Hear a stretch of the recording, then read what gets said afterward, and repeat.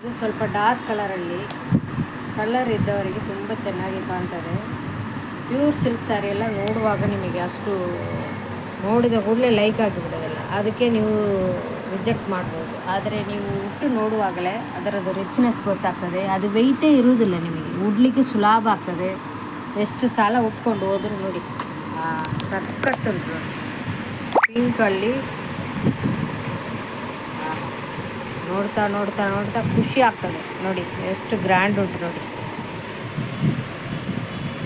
ದೇವಿಯರಿಗೆಲ್ಲ ಉಡುವಾಗ ಎಷ್ಟು ಚೆನ್ನಾಗಿ ಕಾಣ್ತದೆ.